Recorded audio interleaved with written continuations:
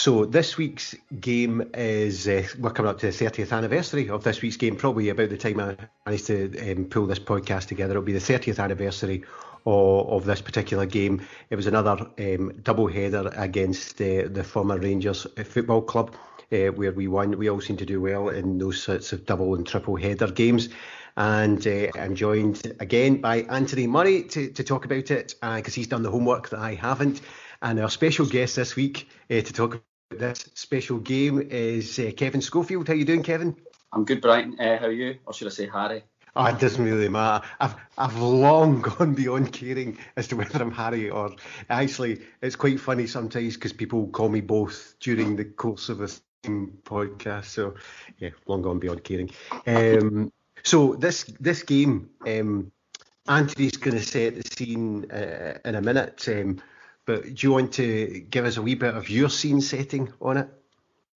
Yeah, well, the reason I chose the game was because it was my first Celtic Rangers game that I was there in person. I was 16 at the time, and I just thought it was appropriate because with the 30th anniversary coming up in a couple of days, I just thought, yeah, why not? It was, we can maybe go into the details and stuff like that, but I'd never been allowed to go to a Celtic Rangers game by my mum and dad, by my mum mainly, to be honest with you. And I think she must, I'm guessing, but I think maybe she'd said to me, right, when you turn 16, you can go. And this was probably the first game at Parkhead. I wasn't allowed to go to Ibrox, but the first game at Parkhead after I turned 16, I was allowed to go league game because we had a season ticket. Because in those days, we used to stand in the jungle, but it was a terracing season ticket, I think. Mm-hmm. So you could stand in the Celtic end as well. But me and my uncle used to go together, and so I'd been going since '89, but we'd always skipped the Rangers games until this one. So that was, I just thought it was quite apt, as I say, as well, with the 30th anniversary. Is that when you got your first season book, '89? They started at '89-90 season. So my dad, he'd gone in like 50s, 60s. He stopped going in the 70s. And I used to go to the odd game, maybe 3 or 4 games a season with him and my uncle. And then my uncle had said, why don't me and you get a season ticket? Because he'd seen it advertised in the paper, and it was like £100 or something at that time. We started to go 89-90, which we finished 5th that season. That was probably the worst season of the modern era. And then we got it again for the following season, Gluttons for Punishment. It was marginally better, 90-91 from what I can recall. But yeah, it wasn't a great time to go. But when you're that age, you don't really mind so much, do you? It's just the thrill of going to the games, I think, as much as anything. But anyway, it was quite a good game to choose. Your terracing season book thing sums up the old Celtic board to me. They weren't big fans of season books. Aye, well, they were a pain, weren't they, season book holders, because they would ask for stuff. Yeah, which they didn't like very much. Yeah, this concept of having customers paid you up front at the beginning of the season and then were sucked in, even if you finished 5th, you got the money. They didn't like that idea. And the thing was as well, in those days, it was great value because you got cup games as well thrown in, League Cup, Scottish Cup, and friendlies. I remember going to the Ajax friendly. It was Tom and Burn's last game, and we just got it on a season ticket, on a season book, so we just went up to the game just because we could. Whereas now, obviously, it's league games only, so it was actually quite good value, really. Even though the football was pretty rubbish, but actually you got quite a lot of games for your season book. I was about the time I started with mine as well, which is why I'm called Harry Brady. The first season book I had was Harry Brady's season book in 1988-89. Because you couldn't get season books.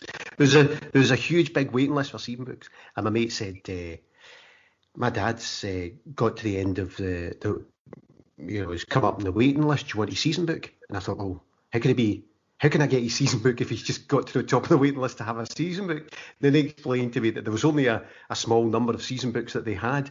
And so there was this guy, Harry Brady, who, I don't know what had happened to Harry Brady. He probably died like 50 years earlier. And so my mate's dad had been using Harry Brady, care of, blah, blah, blah, blah, blah. So then when he got to the top of the waiting list, he got one in his own name. And I then got Harry Brady's season book. So I then had a season book, Harry Brady. This was in the main stand. Harry Brady, care of, blah, blah, blah. I've always wondered where Harry Brady came from. Now I know. So there you go. Every So, Anthony, exactly. Anthony, do you want to set the scene of where we are and ask Kevin about his what films he went to see? So obviously, a political journalist, Kevin. What were the hot things that were happening in the world at this time?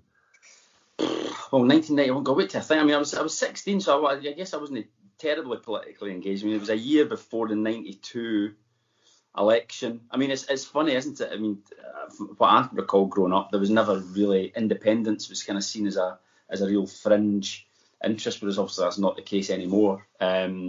So it was a different world then, 30 years ago, really. I mean, what you're looking at a couple of years since the Berlin Wall had come down. It was just a completely different time. There was no Scottish Parliament.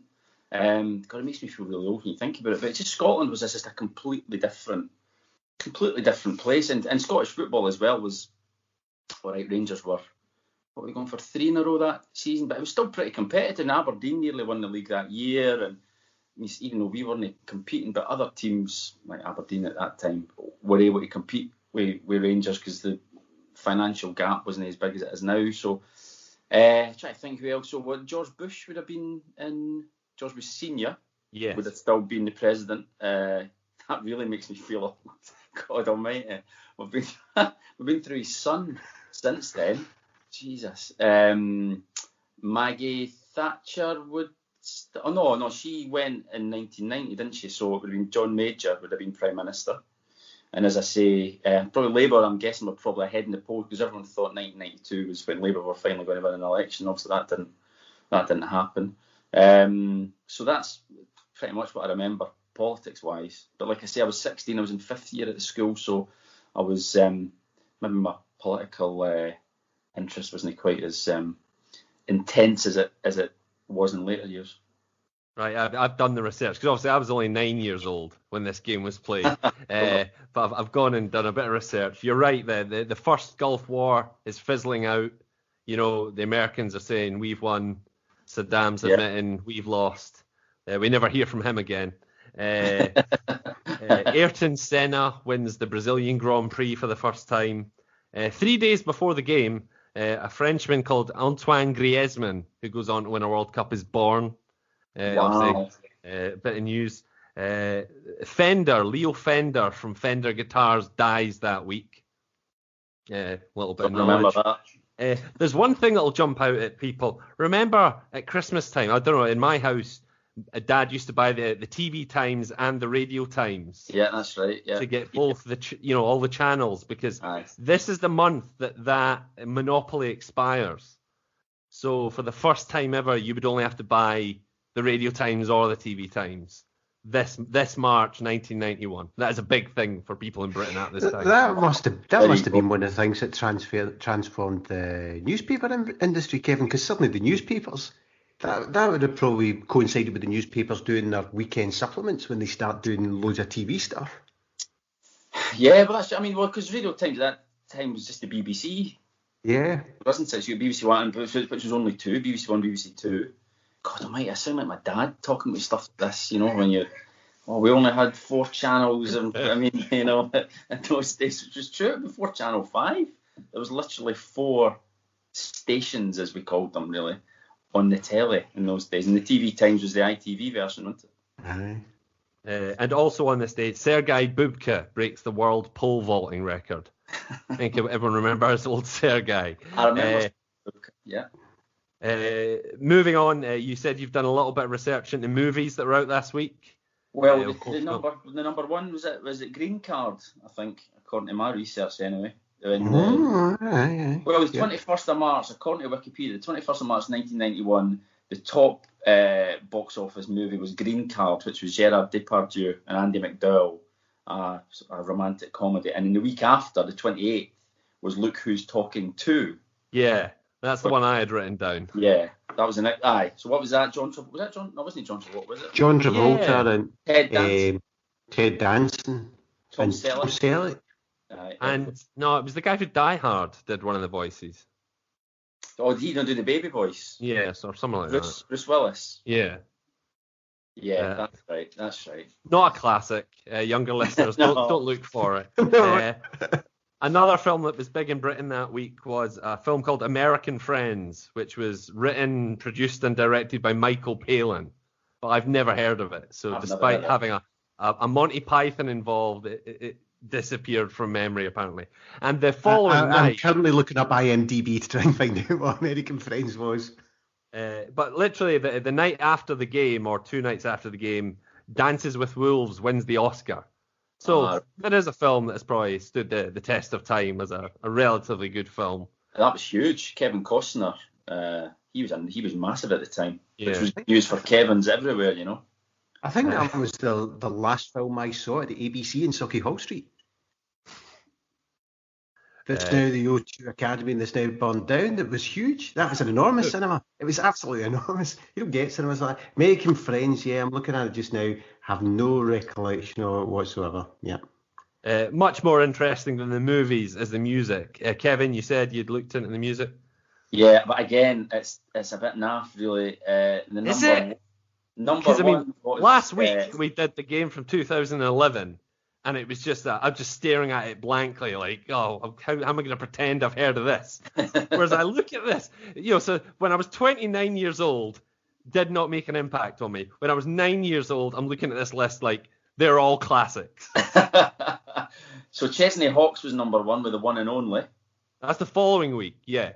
Oh, really? I've got again. Well, I think that's the Sunday of the weekend, yeah. Aye, so that night basically, yeah, on the Sunday, yeah. What was it the week before? Stonk by Hale and Pace. Hale and Pace. That was a common release song, which is now that later that night had fallen to number 2. It's still the number 2 selling record that week was the Stonk. God, I do remember that actually. Right, go on then, because you're looking at a different week for me. Well, the Clash's Should I Stay or Should I Go has been re-released after being involved in a Levi's advert. That's right, yeah. So it is in the top 10. It's hovering about. My favourite, Do the Bartman, the Simpsons rap, which I'm sure if I went back and revisited, isn't as good as I remembered. Although I was definitely fond of it at the time. Well, it was definitely aimed at your age group. Yeah. Chesney Hawkes is moving up the charts because it's a time when, a song could actually pick up momentum and go up the way rather than just coming straight in at number 1 and then falling down, which is, I guess, what it kind of becomes. Roxette's Joyride is a classic. But probably the pick of the top 5 is Rod Stewart, The Rhythm of My Heart, which is a song that I loved at the time and had not revisited until earlier today when I went back to watch it. And it's definitely worth revisiting for its video. Because it's got bagpipes, it's got that Celtic-ness to it. It's obviously Rod Stewart, so we should like it. But then there's a sort of 4-minute episode of Band of Brothers. I didn't realise the video for this sort of love song is a World War II epic. Oh, really? The best thing about it, in the lyrics, he mentions a helicopter. So despite the fact that this entire video is designed around looking like World War II, it has all these Vietnam War era helicopters flying around. So no creative director has said, "Oh, come on, Rod, pick one. Is it the Vietnam War or is it World War II? We're going to look stupid if we go with both." And they do. So yeah, there's the. Well, it climbed to number 3 by the following week, so it picked up pace. Do you know, it shows our age here, because I had a glance at the number 1s of that year, and I thought, what a shite year 1991 was. So, yeah, it wasn't a classic. Early 90s wasn't great, certainly not for British music, really. Oh. But you remember them. They're all songs that would place you in 1991. Yeah, that's true. I was into, at that time I was more sort of indie Manchester type of Stone Roses. But even then, Stone Roses album came out in 89, so even then it was quite old, really. Yeah.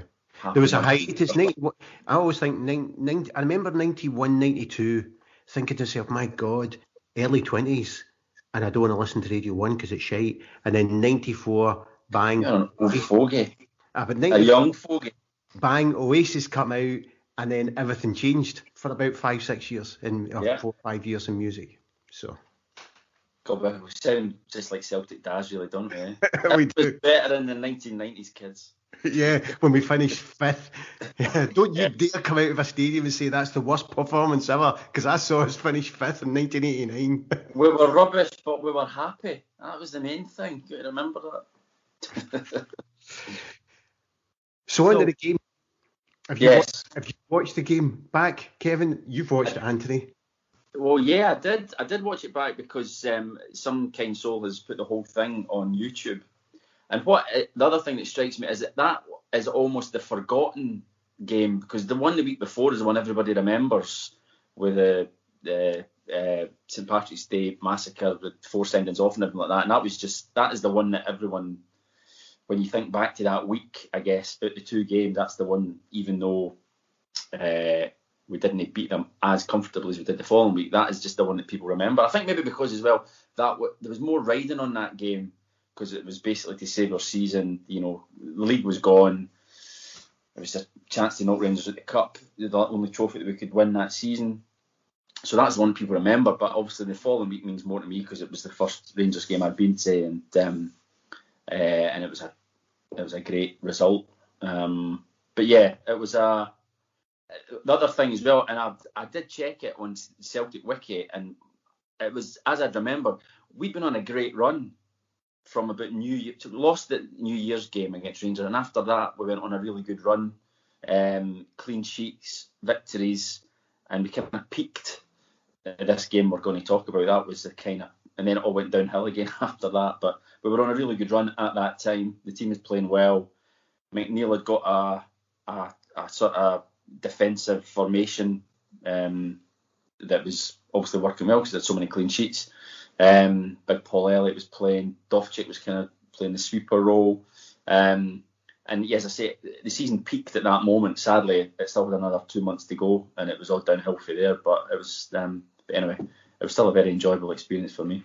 To give youngsters some context, you're saying about we were on a good run because we were winning games. From the start of October to the end of January, we had won 4 league games. Prior to that. So almost as bad as this season. Well, it's certainly not. It comes round to this season and says, "Hold my pint." It's a wee bit different to that. I mean, just makes this season look like we've been world beaters. So yeah, we then at the end of January we go on this run of which culminates in this game. So yeah, do you have any memories of this time, Anthony? You mentioned the previous game. I was always aware that we had these 2 games where we beat them back to back, and my dad was chuffed to bits. And the one that leaps out at me is the Jerry Craney goal in the first game, because there was something about that volley, as it pops over his sort of shoulder and he hits it on the sort of almost on the jump, and he spins it into the far corner. That goal aesthetically made me a football fan as much as any goal that was ever scored. I loved that goal. I loved watching it back. I knew what it meant, and it made me believe that Jerry Craney was probably much better than he probably ever was. A great goal. That was a great goal. Great goal. It really was a fantastic goal. So I wasn't sure before this exercise which game that goal was scored in. So it was in the first one. The weird thing is, I'm watching it through eyes of my dad's prejudices. Your dad has favourite players and less than favourite players. This starting 11 is Bonner, Rogan, Coyne are 3 guys that my dad just did not rate. So it's funny to go back and watch a 90 minutes, and just see, right, why did he not rate them, or were they better than he thought? And I actually come away thinking, Tommy Coyne was better than my dad ever thought he was. Maybe he wasn't the greatest Celtic striker ever, but he had touches. Oh, he was very good. Tommy Coyne was a very, very clever player. I think we let him go too early. Liam Brady let him go after signing Cascarino. I mean, and then he went on to have he went on and played in the World Cup for Ireland after we let him go. Yeah. That was a big mistake. I liked Tommy Coyne. But you're right, though, your dad isn't that unusual, because I don't know if you have this recollection, Brian, as well, that the fans didn't really warm to Tommy Coyne. It took him a while. He didn't get a game at first, and he didn't score many goals, and it took him maybe a year or 2 before he actually became a regular, and then he scored a lot of goals for Celtic, a lot of important goals. He'd been scoring goals for Dundee, and it was at a time when Rangers obviously were signing the England goalkeeper, the England captain, England centre midfield players, and we go and sign Tommy Coyne from Dundee. So there was the element of we're signing shite guys from Scotland, that sort of thing. And so when he comes in the team, which was really unfair, because him and Keith Wright at Dundee were a really good partnership. They were scoring, from memory, they had the season before, him and Keith Wright scored like 40 goals between them for Dundee. That's right. But I then think he came in as well. If my memory serves me right, he came in. Sorry about digressing here, but he came in just as McAvenny was leaving. Mm-hmm. So I think the fans were kind of like, well, that's a bit of a downgrade, because McAvenny. What, Celtic fans complaining that we're downgrading when we? I know, hard to believe, really. But I always felt his then problem was compounded. He doesn't hit the ground running, and at times I always felt, I used to joke that he would find a marker. He'd be you'd look across Tommy Coyne, in terms of how much he was not enjoying playing for Celtic, perhaps when the fans were on his back. We'd pick up the ball and you think, oh, Tommy Coyne's in space, and then you'd see him run towards the defender and suddenly be holding on to the defender. Oh, he's marked. Can't be passing Tommy Coyne. So, yeah.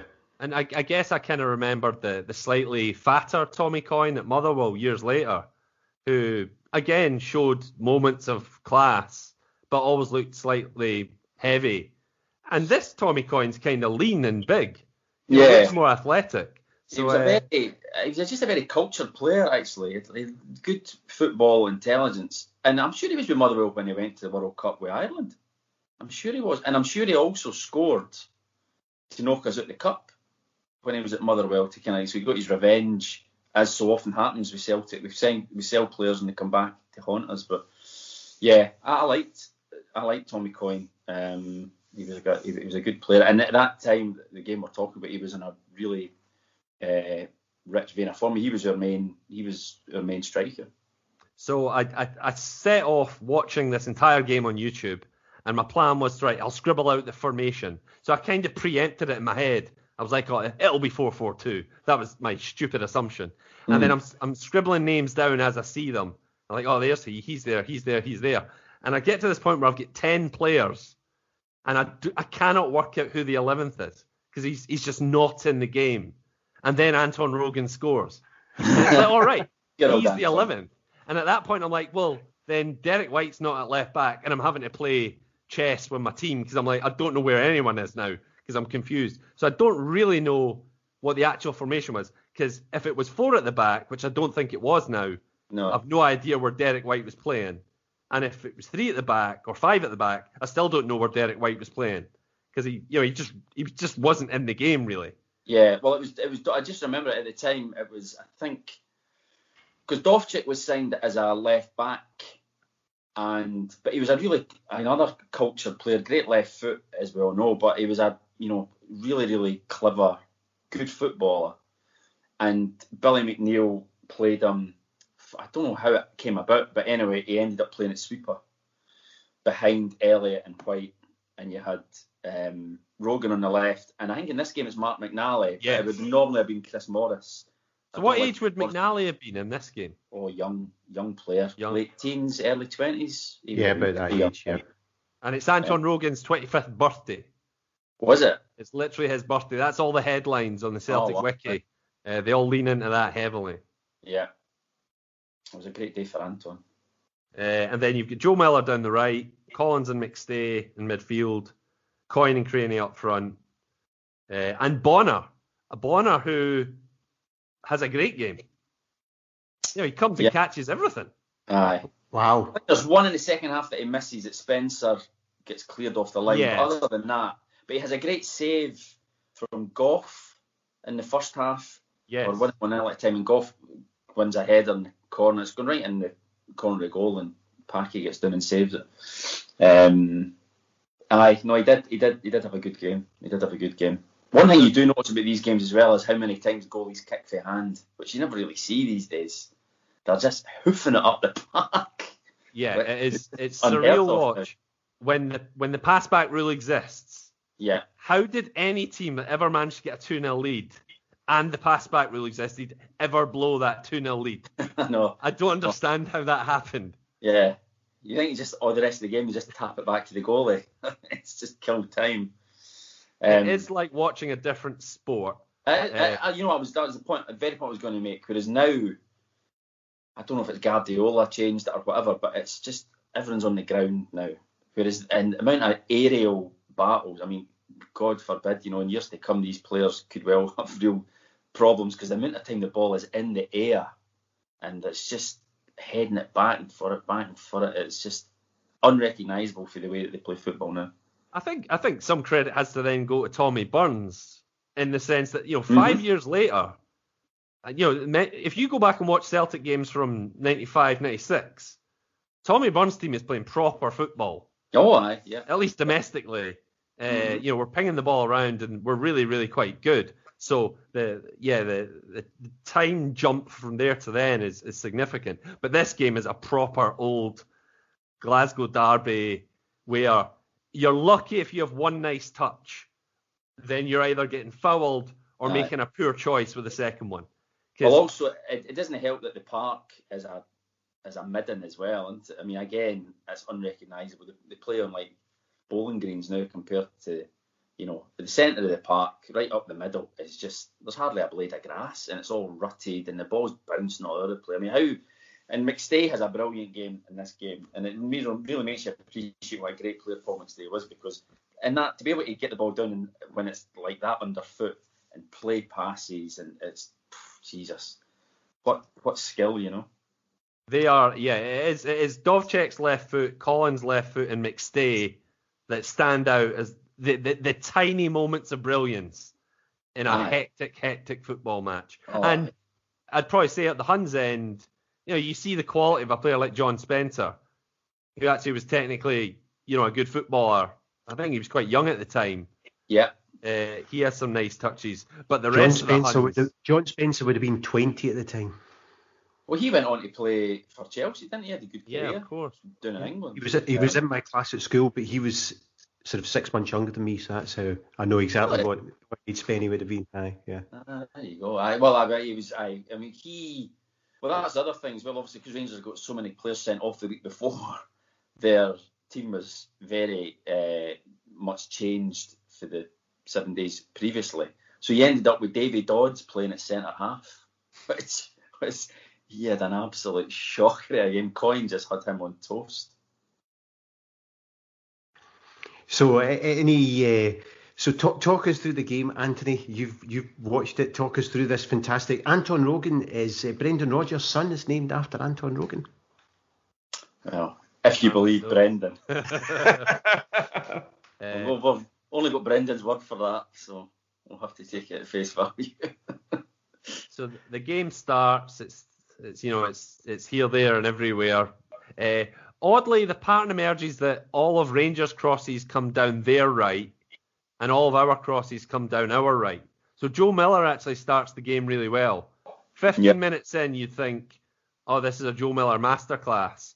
But to be honest, 30 minutes later, he's faded out of the match, just been kicked out of the match like most other players. So everything Rangers do comes down. It's a very lopsided game. I think Rogan's goal comes from a corner or a long throw. I think it's a corner, isn't it? Either it gets saved or not flicked on. And it gets headed, a header up in the air, and Woods goes to catch it. And I think it's Tommy Coyne's in front, and Woods completely misjudges it, and he doesn't catch, and he lets it bounce, and there's Anton, boom, 1-0, which was great because Anton had always had a nightmare against Rangers. I think he'd given away a penalty, the previous season. I seem to remember at Ibrox, and I think he maybe scored an own goal for them as well. So it was great poetic justice. I think the commentator's Jerry McNee, and he does seem to lean into poor Anton's not had the best of times against this mob, but he's having his moment now. And he buries it. He dispatches the chance brilliantly at the Rangers' end and celebrates it. So that's good. And then it just, it is a toil to watch. Like I say, I'd say their goalkeeper's Bonner's much busier than Woods. Aye, that's my recollection of the time as well. That I think we were really confident going into this game because we knew that Rangers would have all these players suspended. We'd just beaten them, but actually Rangers, although they had a makeshift team, they actually played reasonably well, and the final score doesn't suggest that, but they actually didn't play that badly, and they had their chances, certainly at 1-0, to get back into it. Like I was saying about Coyne, like Collins and McStay, Coyne has the odd nice touch, but it's always, you're not going to get two nice touches near Richard Gough because he's going to kick you in the waist or throw an elbow. So in the same way that Coyne does his best to flip it to the Huns, McCoist has his little moments, Mo Johnson has his little moments, and like I said, Spencer, occasionally looks quite good. But ultimately, it's a kicking match. Oh, aye. There's not much football really. I'm biased obviously, but what football there is, certainly McStay, I think has a great game, and it's often happened against Rangers. Paul used to raise his game a lot against Rangers. One of the real mysteries of the game is bearing in mind I come from that slightly younger stage where I only remember John Collins as a free kick expert. You know what I mean? An absolute, as good as you get, ball deliverer. And the policy seems to be in this game, if you get a free kick in your rough neck of the woods, you're hitting it. So despite the fact you've got John Collins on the pitch, you've got Derek White pumping one in a box, you've got Rogan pumping one in, everyone's having a shot. It's like there was no designated, oh wait, John, you're better at this than everyone else. How's about you do that? It was a different time.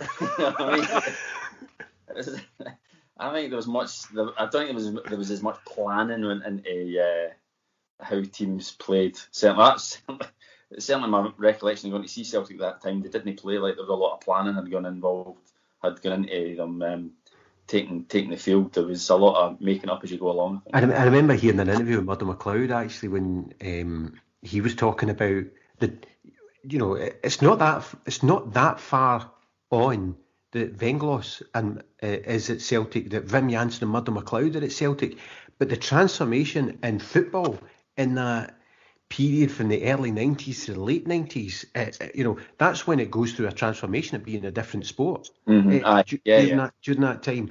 I remember Murdo MacLeod talking about when he was at Celtic under Billy McNeill, never once in his time at Celtic did he get told how the opposition would play, who to look out for in the opposition. He said playing like elite European teams, and then he goes to Germany for Dortmund, and he could not believe that they're sitting down and they're talking about systems and and who'll take and designating who'll take throw-ins here, who'll take free kicks there, and that had never ever happened in his professional career up to that point. So.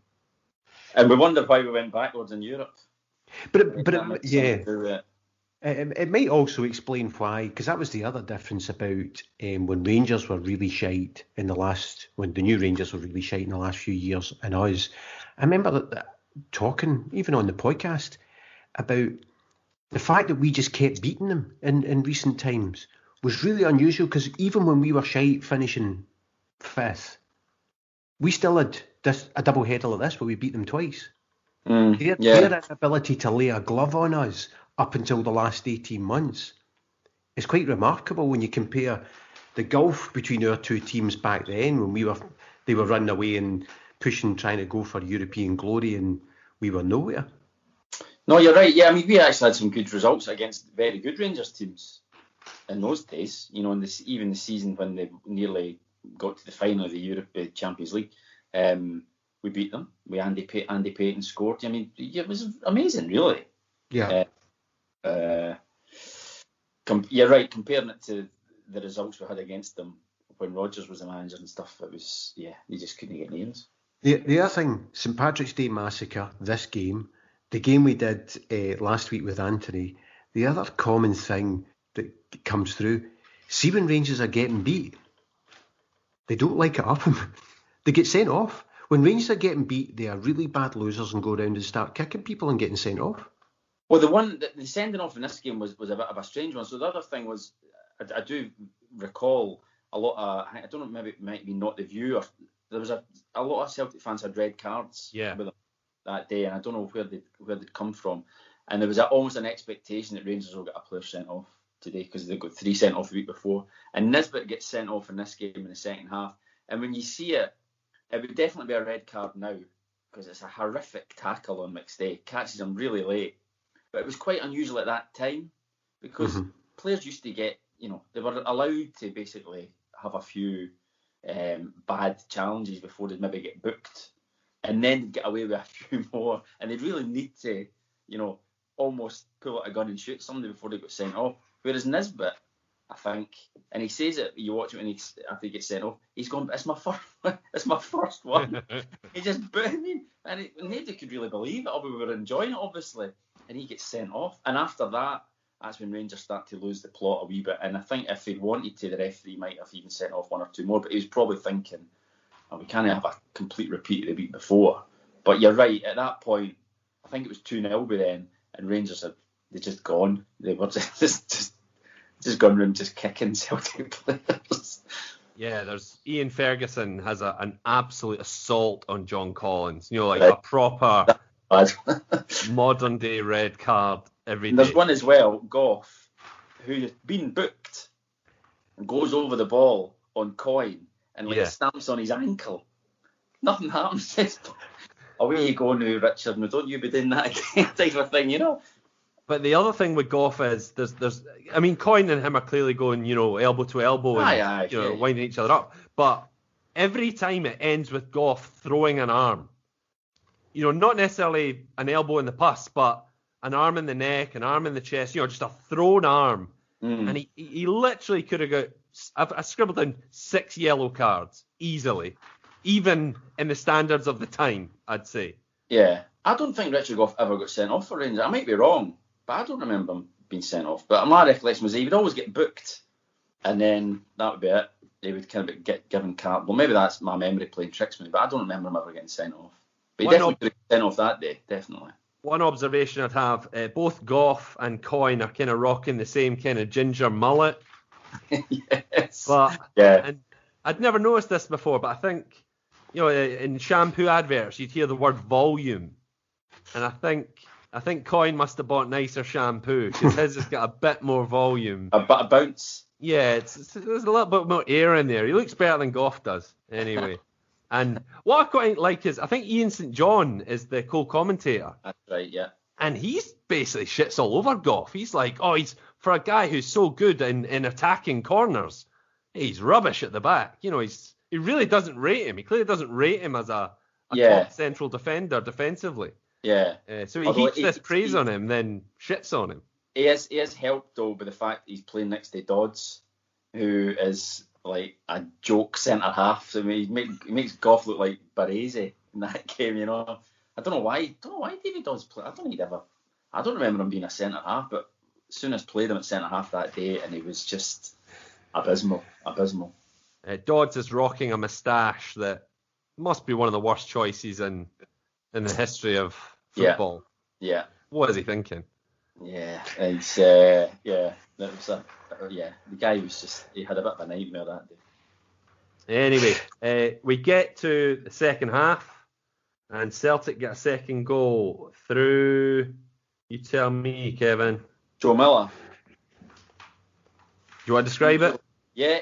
So Anton launches another howitzer up the park. I mean, again, there's very little, play through the midfield in those days. It was just, he gets the ball and he blooters it up the park, and it's right down the middle. And Dodds looks like he's got it under control, but he makes a complete hash of it. And Coyne sort of muscles him off the ball. And Coyne goes through 1-on-1 against Chris Woods. He goes round him, but he takes it too far. He keeps it in on the byline, cuts it back across, and there's wee Joe comes in and sticks it in the back of the net. And that was quite early in the second half, I think, from memory. And I think at that point we kind of knew that it was all going to be okay. So whereabouts were you watching the game? You said you had your terrace and season books. Whereabouts were you and was it your uncle you said you were with? Me and my uncle. And I thought one of my best mates was with me, but I texted him today and he said he wasn't there. But I'm sure he was, but anyway, definitely me and my uncle, and we used to stand always at the same bit in the jungle towards the Celtic end, and you know how would you describe them? You know the bits where the guys could go underneath, like down towards the toilet. Uh-huh. So you know how would you describe them? The bits above that.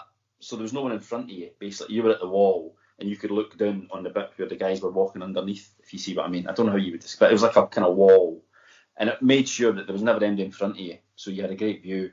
So we usually used to get there reasonably early from memory, and we'd all stand there at the same spot every game. So that's where we were. So we were at the right end for the second half, the 2 goals in the second half.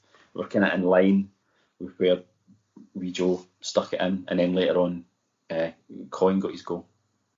It's a really satisfying goal to watch back even now, because there's, I don't know, I can't remember how the goals are scored, and you think he's rounded the keeper and you think he might slot it, but then he takes it too far. You think, the chance is gone. But he picks out Miller, who's coming in really brave, just banging into 200 defenders, just getting there first. The determination to score that goal is really satisfying. It's wee Joe again. I always thought Miller was a really kind of streaky player with Celtic. He would go on a run of good games where he'd score, he'd create maybe half a dozen, 7-8 games, and then he'd vanish for a couple of months. But at that time, he was really on his game, and I thought he had quite a good game that day. But yeah, he scored. It was a good goal, and like I say, once we were up 2-0, we kind of knew that Rangers weren't going to come back after that.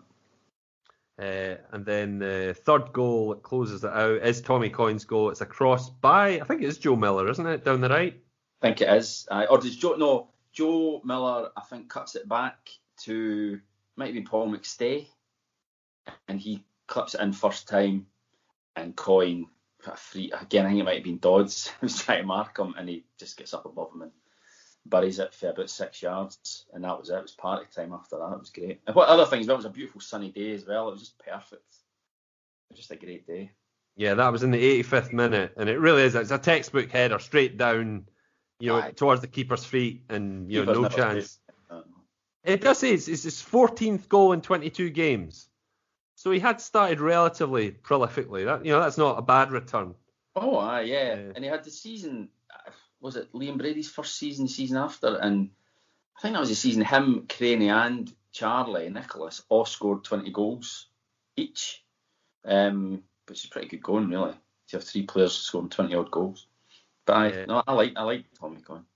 A thing that I'm extremely jealous of, and I think this is probably exaggerated by the fact that, we've just spent a year watching games without sound or without a crowd. So to go from a game without a crowd or games without a crowd to watching this is polar opposites, and it's just so brilliant to listen to. Just I get issues with the sort of Green Brigade soundtrack, the England Great Escape backing track, just utter din. So to hear a game with a really organic, authentic, brilliant song list, like the speed at which Celtic starts singing songs, like literally we score a goal and within a second the whole stadium's going easy, easy, easy. It's so quick. Chrissy dropped the ball. Chrissy dropped the ball. I can't believe how quick so many people are singing the same song. Well, that was before singing sections, wasn't it? Where you needed a singing section to get the crowd going. But it was that bit. The thing is, it was right in the middle of the jungle was where all the singing used to start, and it was right above, right below the TV cameras as well. Was the gantry used to hang? Remember that, Brian? The gantry hanging for the jungle roof, and so the microphones are picking it all up. And you're right. When you're watching the game yesterday, and it doesn't feel like a Celtic Rangers game, does it? Just because there's no crowd. It's like you lose that edge. Do you know, I was speaking to someone today who was talking about the game yesterday being a bit bland, and I said, well, was it bland, or actually is it the famous Jock Stein thing of you could have the greatest game in the world if you've got no fans there, it doesn't feel like it. It's like that. Are a lot of games like that, and you just don't notice it because the atmosphere of a Celtic Rangers game then transforms every like Edward shot that McGregor palms away.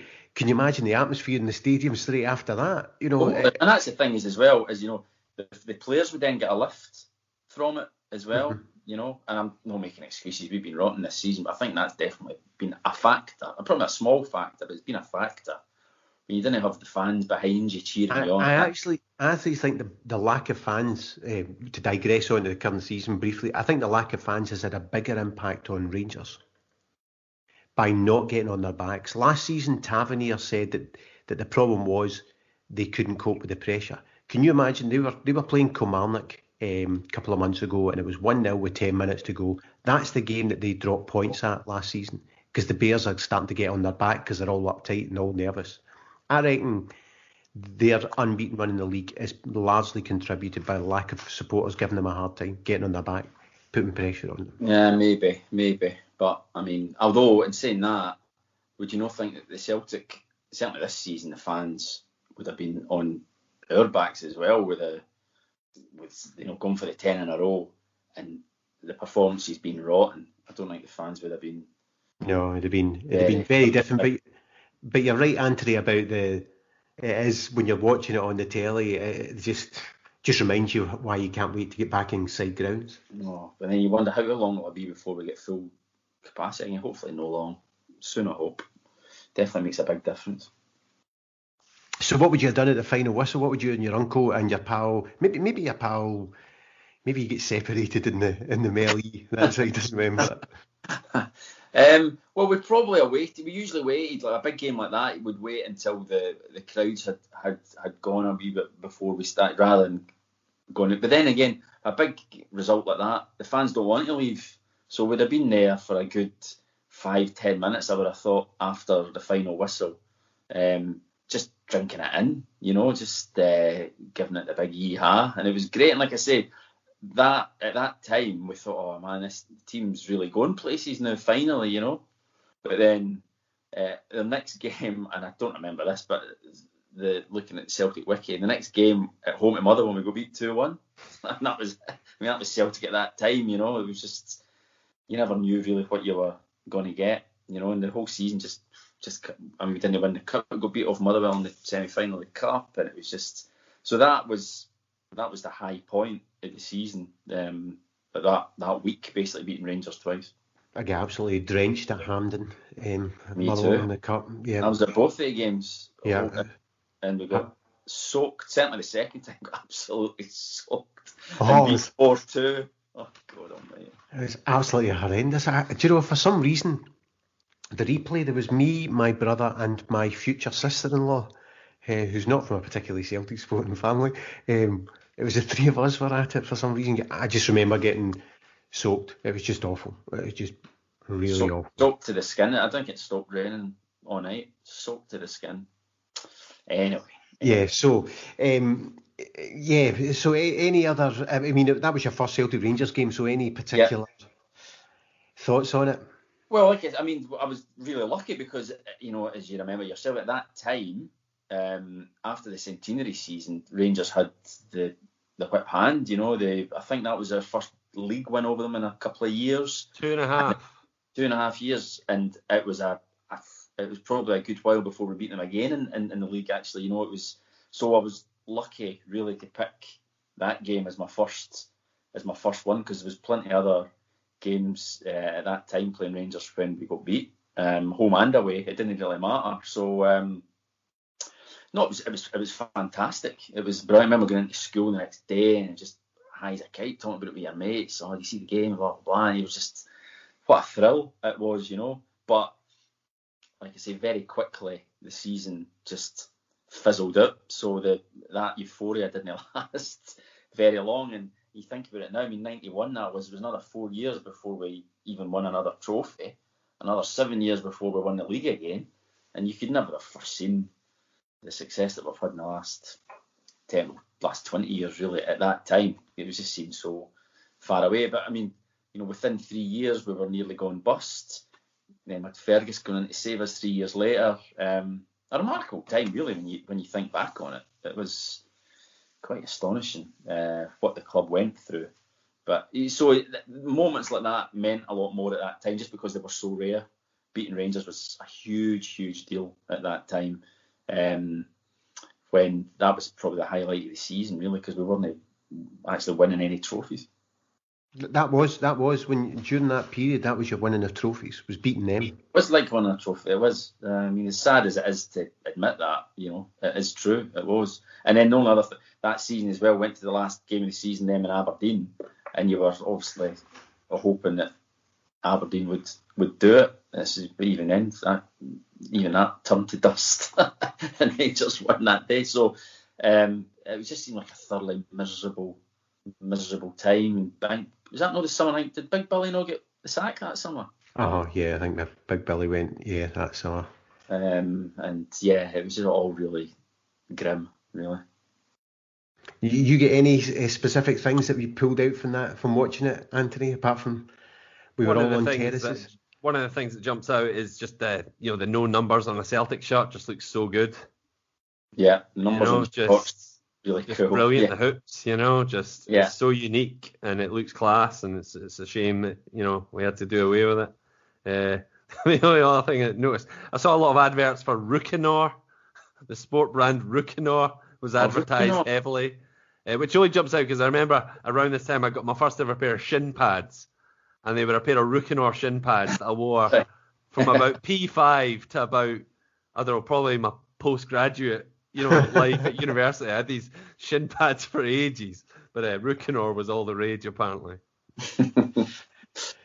Well, it wasn't much of a time for commercialism, but yeah, it was a good first Celtic Rangers game to get up to. When was the first time you went? Have you been to Ibrox? Actually, I was going to say, when was the first time you've seen a Celtic Rangers game at Ibrox? Well, the first that wasn't until 1993. That was Lou Macari's first game, when we won that one as well, when Brian O'Neill scored in the last minute, which again was out of the ordinary, because that Rangers had a really good team then. That was we were really shit. Aye, 93, 94 was that? Is that not the season when Rangers? It wasn't it? That was the season when they nearly got to the European Cup final, and that was I was definitely there with my mate that day, and that was unbelievable, because that was so unexpected. Because Rangers scored first, McCoy, surprise, scored in the second half, 1-0. I thought, oh, that's that then. Then we came back and beat them. Ali Maxwell chucked the first one in the back of the net, and they didn't make a very good job of the second one. So my first game at Parkhead was a good result, and then Ibrox as well. But again, that was a one bright spot in a pretty grim era. Cause that was when I started to go home and away a lot then as well. And dearie me, under Lou Macari, oh God, terrible, awful. But character forming, I find, Yeah. Then do you know what? I can't stand the phrase Celtic da, because I've earned the right to be patronising to people who are getting their knickers in a twist just now. That character forming thing. Like you're not allowed to talk about it. What I can't say when I went back then, they were rubbish. You're not allowed to talk about that, because that makes you a Celtic dad. But I just don't know, as opposed to a Celtic diehard who has been through the shite and can't be asked from people. There's nothing worse than in the middle of the 9 in a row that we've just done, and we draw with somebody, and you'd hear someone walking out the ground going, that is the worst Celtic team I've ever seen. And you'd turn around, you'd look and go, you look older than me. So unless you've only just started going to the game, that's just a big fat lie. That's a pile of shite you just said. Yeah. Because we've seen a lot worse. I always remember, you're talking about Lou Macari, I always remember Charlie Nichols when he came back. He wasn't impressed with Lou Macari. He said he was on the park and he heard this whistling sound above his head going backwards and forwards, and he suddenly realised that was the ball. Well, it was Charlie at that time. It was Charlie and Frank McAvenny up front together, but between them they were about 68 between them. I mean, it's ridiculous, really, when you think about it. But yeah. Quick mention of the substitutes in this game. Stephen Fulton comes on. Young gun, Baggio. Andy Walker comes on for Jerry Craney. And it seems to suggest that, this guy was good at the centenary season, and has done hee-haw since, but maybe he'll return to form. I don't. Yeah, well, I mean, Craney and Coyne were a good partnership, and then, like I say, Charlie Nicholas, between the three of them, under Liam Brady, I think the three of them played pretty well together. Walker was already being kind of phased out by then. He probably left maybe in that summer. I think he did. His performances then, and anybody who hung out for them then, remind me of St Anthony of our side talking about Lee Griffiths just now. He's not had a good season for 4 seasons, apart from there's the odd bit where he scores a couple of goals. You see the flashes of what he used to be like. Yeah. So anyway, so that was your first game. Since you're a lucky omen, you should come back up from London. Celtic should sponsor you just to attend Celtic Rangers games. I'd happily let them. That would be good. I'd definitely tie myself up. Well, with that, what song? Was there any particular song? No, they don't play songs over the tannoy. I was going to say, what song could I stick on the end of the podcast that was in the charts at that time? There was the other ones at that. My vote's for Rod Stewart, by the way. What's that? My vote's for Rod Stewart. Right, let's just go for Rod Stewart. Right, okay, Rhythm of the Heart. The Green Brigade don't listen to this anyway, so... With that, I'll say, Kevin, thanks very much. Thanks very much. Cheers.